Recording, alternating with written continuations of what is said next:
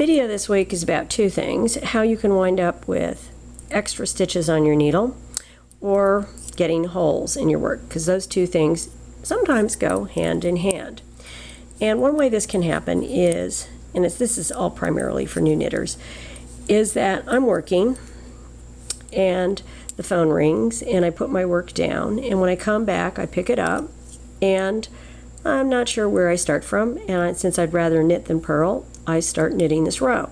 Now, how you can avoid this mistake is always look where your working yarn is. It should be coming from the right. And if it's on the left side of your needle, unless you're knitting backwards, you definitely want to turn it over. Notice now it's on the right side needle. So I know that this is the way I would work. But let's say I didn't do that and I picked it up and knit from this point. This is going to do two things. It's going to have one side be longer than the other by a row, and it is going to leave a hole. Now, this is actually how you work short rows, except that you do things to avoid those holes. And so I'm just going to work, and when I get to this point, this is kind of a wake-up call to me. Doesn't feel quite right. Now, if this were on a real project, what I would do is I would put it down and I would unknit or rip out to get to the point where I have all of the stitches on the same row, because that is just not going to work out. It's kind of a fatal mistake, and you want to fix that sooner than later.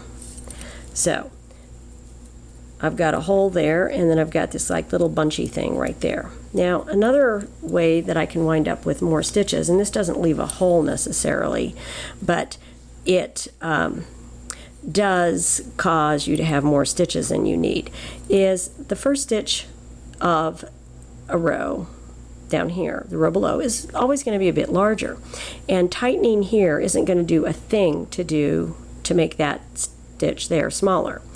But what I've seen new knitters do is they think, oh, if I bring my yarn over this way, I've tightened that up. And it kind of looks like a stitch, in fact, two stitches. And so if I go ahead and I work those two things, and this isn't easy to do, by the way, takes some effort, but I have seen people do this. Pull that off, pull that off.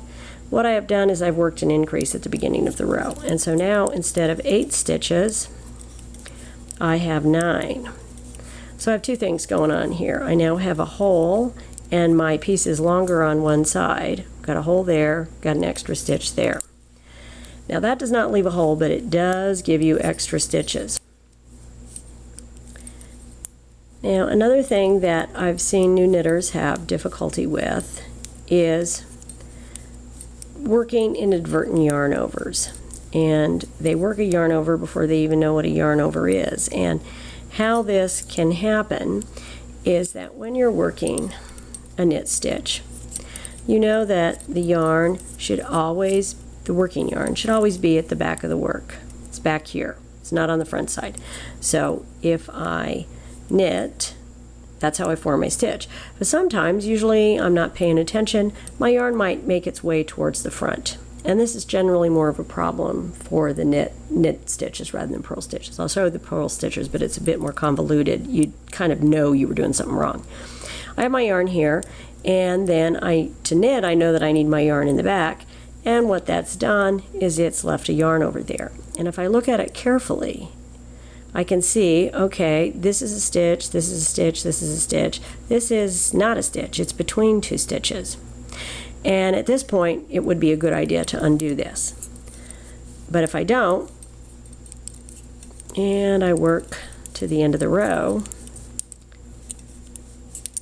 okay, I turn my work, and I'm merrily working my way back,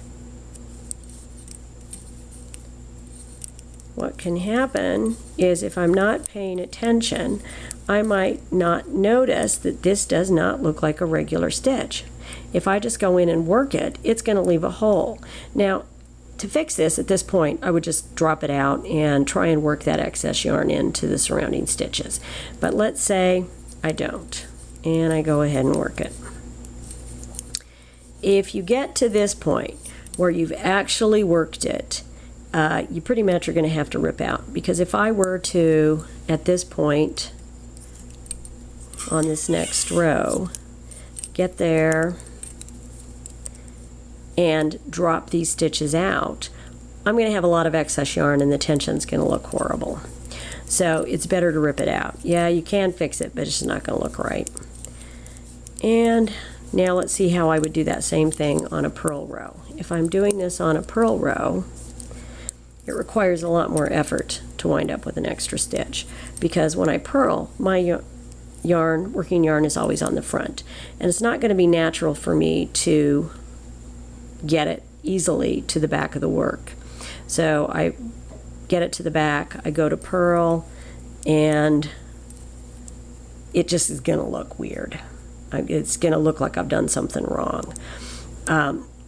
So in that case, the way to fix it would be to fix it right there. Now, the other way I've seen people get these stitches is that they have their yarn in the back and somehow they wind up wrapping it all the way around.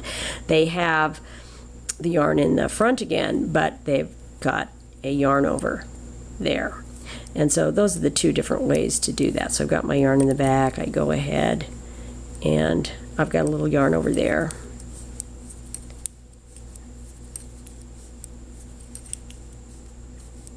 And I've not only got a hole, I'm going to have an extra stitch as well. And it's fun. I've seen new knitters when, maybe they're knitting something as simple as a garter stitch washcloth. They start with 20 stitches and wind up with 40 and have no idea how they've done it. This is generally the ways that you can get those extra stitches or to get the holes. And if I go ahead and work that, then, yeah, I'm going to have a hole in there.